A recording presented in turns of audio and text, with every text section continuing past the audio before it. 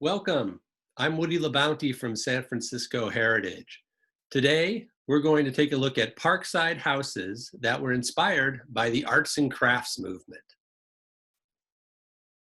There's a tendency to assume residential architecture in the western neighborhoods of San Francisco is all Mediterranean stucco style, but that isn't necessarily so, as we shall see. As part of our Heritage in the Neighborhoods program, this year we're highlighting three San Francisco neighborhoods: the Excelsior, the Marina District, which we'll get more into in October, and the Parkside District, which is in the southern section of the Greater Sunset District. For the whole month of July 2020, we're focused on the Parkside. Take a look at sfheritage.org/Parkside for more information, including other video presentations. Just a quick review. The Parkside neighborhood was created out of foggy sand dunes and scrub in 1905 by a corporation called the Parkside Realty Company, which included capitalists, real estate brokers, and home builders on its board of directors. Because of the dire housing situation after the 1906 earthquake and fire, the company first built about 60 small working men's cottages to get the neighborhood started, most of which are still standing today. Take a look at our Parkside Cottages video to learn more about these. The cottages, however, were just a diversion from the Parkside Realty Company's vision, which was to build larger homes, attracting more high-end buyers. The idea was to create a type of white-collar suburb in what was then a very undeveloped and remote part of the city. Think of the way Piedmont or Berkeley Hills developed later. That's what they're going for. Larger houses were constructed beginning in 1907, mostly along the projected streetcar lines of 20th Avenue and Taraval Street. Here we see 5 of these houses built by Hugh Keenan, who was one of the directors of the Parkside Realty Company. This is Taraval Street looking west between 24th and 25th Avenues.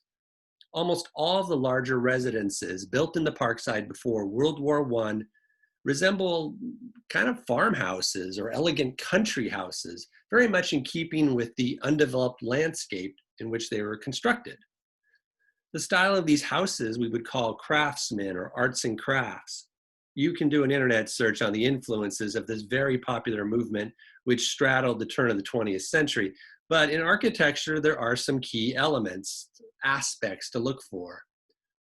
First of all, arts and crafts style is not so much a style as an approach, an ethos to the way things should be. So natural materials are celebrated. You're going to see a lot of exposed brick and stone, shingles, open floor plans inside, and the whole thing has an understated and a deliberate understated informality. This is not gingerbread, Victorian mansions. This isn't classical revival to look like some Roman temple. This is meant to look like a person's house, a natural person's house, you might say. But that doesn't mean there aren't decorative elements involved.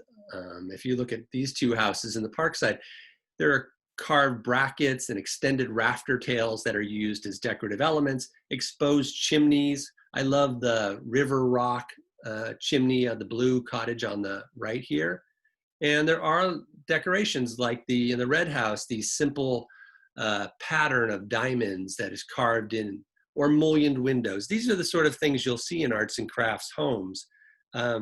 They come from the materials and they come from elaboration of the basic elements of a house. These detached, isolated, early Parkside houses related very well, again, to the landscape. This is before the stucco homes came in. So take a look at this view from around 1910. We're about at 16th Avenue and Taraval looking northwest into the Parkside Dunes. So we'll look past this backyard chicken shack, although I do like the boy and his dog here. And see this house off in the distance in the dunes? It looks a lot like a barn or maybe a farmhouse. This is a house that's on Santiago Street still today. And you can see it really fits into the landscape. It looks rustic. It's still there. There it is with shingles on. The shingles, I think, were actually added later, but they fit very much in with the style. The little white cottage to the left there has been demolished in the last couple of years. So in the 4,000 lots of the Parkside, there may be about 100 or so early arts and crafts homes that represent the first development of the neighborhood. And after a century of fog and ocean breezes, there have, of course, been modifications. There's been additions and paint jobs that hide the natural elements, transite shingles, but most of these houses are intact in form and in feeling, and I feel they're worthy of preservation. Others have frankly lost what made them special. So this is 2363 32nd Avenue, and you can see it here today. To be fair to the owners who painted this house gray and added this wood siding to the bay, it had lost most of its details before they purchased it. But I do feel like we have to start stepping up and highlighting the arts and crafts homes that still do carry that feeling of the early days before they get lost like this one has been. Here's a good example. These are 3 of those original 5 Hugh Keenan homes we looked at earlier on Taravel Street. And these 2 have been demolished years ago, but this one on the end is still standing. Unfortunately, a development project to demolish it and put a new building up was brought before the city, and the city planning department determined that this house had lost, quote, integrity, and therefore did not carry its historic nature anymore and could be demolished for this project. City planning staff did mention the house across the street, which will be the last Hugh Keenan house left of that group, as perhaps worthy of being preserved. It's the yellow house here, and I guess it's the mullioned windows that are still intact that primarily made city planning believe that this was in better shape. I'm a little upset that something as simple as window replacements can doom a very nice house to being demolished. For example, these 2 houses on the right here you see on the 2600 block of 26th Avenue are charming. Again, they look like little farmhouses from the early days of the Parkside. However, if you note, their windows are now aluminum slider windows, which are not original.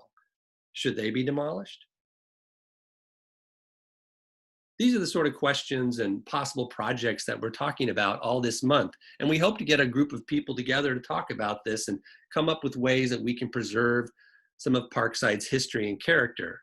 So what sort of projects have you come up with, or can you? Maybe we should have a survey or a printed tour or a set of guidelines or a resource book to help people restore their houses. We want to hear your ideas. And if you'd like to be a part of the conversation and help us explore ways to preserve what makes the Parkside special, contact us. Here's our information.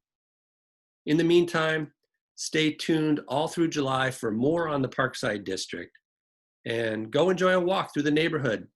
Take a look at some of these great arts and crafts homes. I'm Woody LaBounty, and I'll see you next time.